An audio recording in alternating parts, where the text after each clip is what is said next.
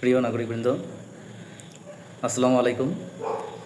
আপনারা এই মুহূর্তে সকলে অবগত রয়েছেন যে বাংলাদেশের উত্তরাঞ্চলে, বিশেষত কুড়িগ্রাম, লালমনিরহাট, গাইবান্ধা এবং বগুড়া জেলার কিছু অংশ, সিরাজগঞ্জ জেলা সহ দেশের অন্যান্য অঞ্চল, সিলেট এবং হাওড়া অঞ্চল, এসব জায়গায় বন্যা পরিস্থিতি খুব বেশি অবনতি হয়েছে। নতুন নতুন জায়গা প্লাবিত হচ্ছে, আরও নতুন জায়গা প্লাবিত হওয়ার অপেক্ষায় রয়েছে। কোনো কোনো জায়গা দ্বিতীয়বার, ইভেন এমনকি তৃতীয়বারও প্লাবিত হওয়ার অপেক্ষায় রয়েছে।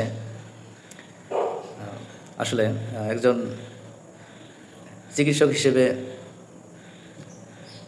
আমার কিছু বলার জায়গা রয়েছে।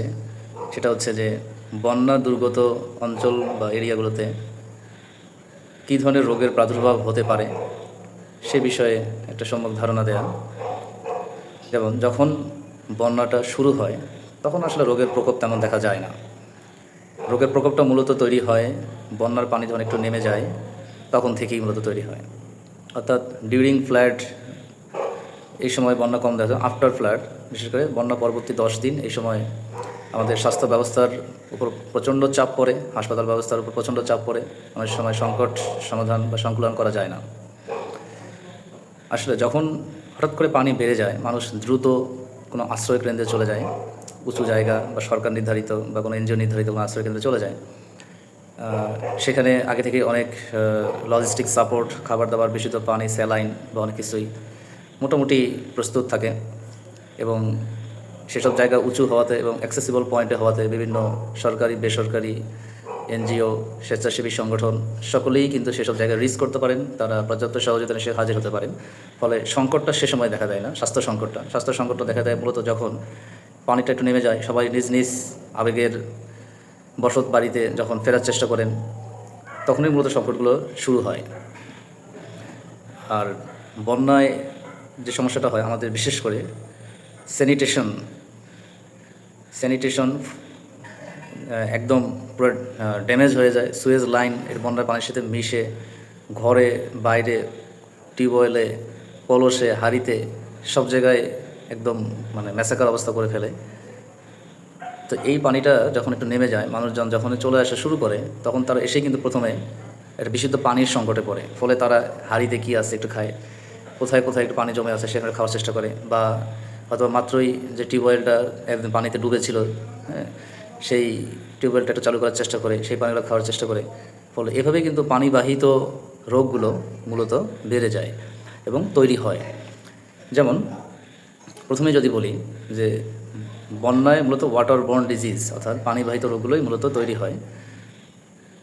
প্রথমেই আমাদের হাসপাতাল ব্যবস্থা চাপ পড়ে ডায়রিয়া নিয়ে, একদম অ্যাকিউট ওয়াটারি ডায়রিয়া যেটাকে বলি। খুব তাৎক্ষণিকভাবেই পানি খাওয়ার, এইসব দূষিত পানি খাওয়ার 6 ঘন্টা থেকে 8 ঘন্টা, 24 ঘন্টার মধ্যেই ডায়রিয়া শুরু হয়ে যায়। প্রচুর পরিমাণ পাতলা, একদম পানির মতো চিরচির করে পাতলা পায়খানা বের হয় এবং প্রেশার কমে যায়, শরীর খুব দুর্বল হয়, ডিহাইড্রেশন হয়। এটা মূলত ম্যাক্সিমাম হলো ওয়াটার বর্ন কিছু ভাইরাস, সেগুলো পরিবেশে অবমুক্ত হয়, সেগুলো দিয়েই মূলত হয়ে থাকে। তারপরে টাইফয়েডও কিন্তু এটা আসলে আমাদের ফিকো ওরাল ট্রান্সমিশন বলে, এর মাধ্যমে আসলে ছড়ায় যায়। বিধায় বন্যা দুর্গত এরিয়াতে টাইফয়েডের প্রকোপ বেড়ে যায়। তারপরে ডিসেন্ট্রিও এটাও এক ধরনের ডায়রিয়া, কিন্তু এখানে অনেক বেশি মিউকাস যায়, মাঝে মাঝে রক্তও যেতে পারে পায়খানার সাথে। এটাও বেশ দেখা পায়। ডিসেন্ট্রি হওয়ার কারণ অনেক কিছু আছে, যেমন স্যালমোনেলা, শিগেলা, ইকোলাই, ক্যাম্পালোব্যাক্টার, বিভিন্ন ধরনের ব্যাকটেরিয়া দিয়ে হয়। আর একটা ব্যাকটেরিয়া দিয়ে স্পেশাল একটা ডায়রিয়া হয়, সেটা কলেরা। খুবই ড্রেডফুল, খুবই ভয়ঙ্কর জিনিস। একসময় তো আগে কলেরা নিয়ে আমাদের অনেক নানান কথা প্রচলিত ছিল, যদিও এখন সেটা প্রকোপ কমে গেছে, কিন্তু বন্যা দুর্গত এরিয়াতে কলেরা প্রকোপও বেড়ে যায়। একটা খুবই ডেঞ্জারাস বিষয় হলো আরেকটা পানিবাহিত লিভারের রোগ, যেমন হলো হেপাটাইটিস এ, হেপাটাইটিস ই দিয়ে জন্ডিস হয়। এবং হেপাটাইটিস এ, হেপাটাইটিস ই দিয়ে জন্ডিস এটা হয়, কিন্তু আবার মোটামুটি সাধারণত ভালো হয়ে যায়। তবে জন্ডিস হওয়াকালীন সময়টাতে মানুষ অনেক দুর্ভোগ পোহাতে হয় এবং এটার প্রকোপ কিন্তু বন্যা দুর্গত এরিয়াগুলোতে বেড়ে যায়। ফলে হাসপাতালে জন্ডিস নিয়ে অনেকে আসতে পারেন, প্রাইভেট চেম্বারে কেউ আসতে পারেন, এরকম হতে পারে। তবে হেপাটাইটিস ই জন্ডিসের ক্ষেত্রে একটা বড় ঝুঁকি যেটা আছে, তা প্রেগনেন্ট মহিলা যারা, তারা তো আসলে বন্যা সময়কালীন বা বন্যা পরবর্তী অবস্থায় তাদের শারীরিক সাফারিংসটা অনেক অনেক বেশি থাকে। এবং এই যে হেপাটাইটিস ই দিয়ে জন্ডিস যদি হয়, প্রেগনেন্ট মহিলাদের কিন্তু মৃত্যু ঝুঁকিটা অনেক অনেক বেশি বেড়ে যায়। সাধারণ মানুষের যেরকম মৃত্যু ঝুঁকি, তার তুলনায় 25 থেকে 30 গুণ পর্যন্ত বেশি হয়ে যায়। আচ্ছা, আরেকটা হচ্ছে যে আসি যে আমাদের দেশে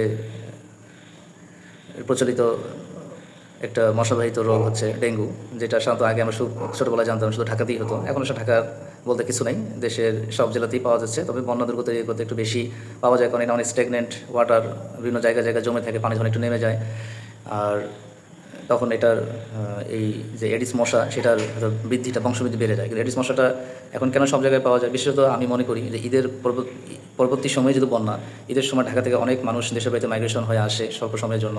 তো বিভিন্ন যানবাহন থেকে শুরু করে, বা এমন একটা ডেঙ্গু এফেক্টেড কোনো পার্সন তিনিও চলে আসেন দেশের বাড়িতে, আবার বিভিন্ন যানবাহনের মশা থাকতে পারে, সেগুলো যখন এসে এসব জেলায় স্টে করে, এখান থেকে মশা, তারপর ইনফেক্টেড পার্সন, আবার তৎপরবর্তী সময় জাস্ট বন্যা হচ্ছে, বিভিন্ন জায়গায় পানি জমা হচ্ছে। সো এসব মিলিয়ে কিন্তু একটা এনভায়রনমেন্ট পজিটিভ, মানে সকল উপাদান কিন্তু আছে এটা ডেঙ্গু হওয়ার মতো।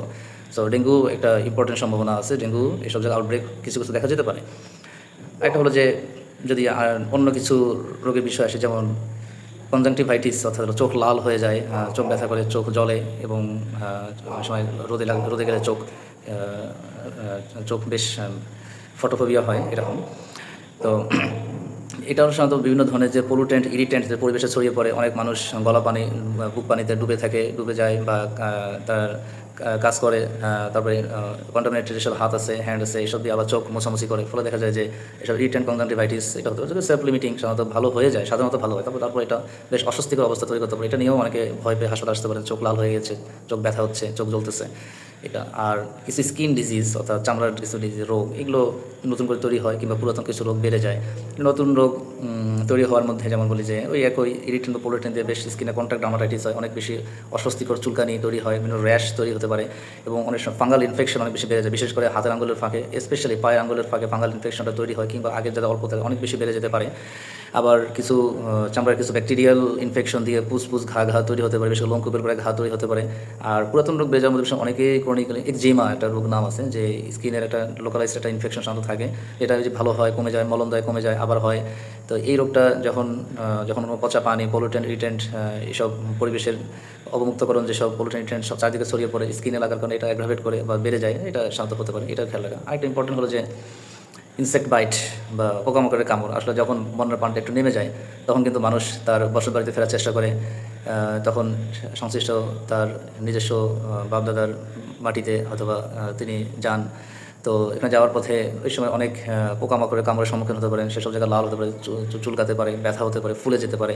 তো এটাও সাবধান থাকতে হবে। আর ইনসেক্ট বাইটের মধ্যে স্পেশালি যদি আমরা বলি স্নেক বাইট, তো স্বভাবতই যখন বন্যা পানি নেমে যায়, মানুষ যখন ঘরে ফেরা শুরু করে, তখন বিভিন্ন জায়গায় কিছু জায়গায় হয়তো বা পানি থাকে, আবার কিছু জায়গায় একটা শুকনো জায়গা তৈরি হয়, অনেক সময় সাপও সেখানে আশ্রয় হতে পারে। হুট করে একটা মানুষ গিয়ে না জেনে বুঝে যদি হঠাৎ করে সেখানে কোনো কলস, হাঁড়ি বা কোনো কিছু শুকনো খড়ি টড়ি বা কিছু একটু শুকনো জায়গায় না বুঝে যদি সেখানে হাত দেওয়ার চেষ্টা করেন বা পা ফেলার চেষ্টা করেন, হয়তো বা স্নেক সাপের কামড়ের সম্মুখীন হতে পারেন। যদি সব সাপ বিষধর না, বেশিরভাগ সাপই আসলে নির্বিষ বা বিষহীন তারা।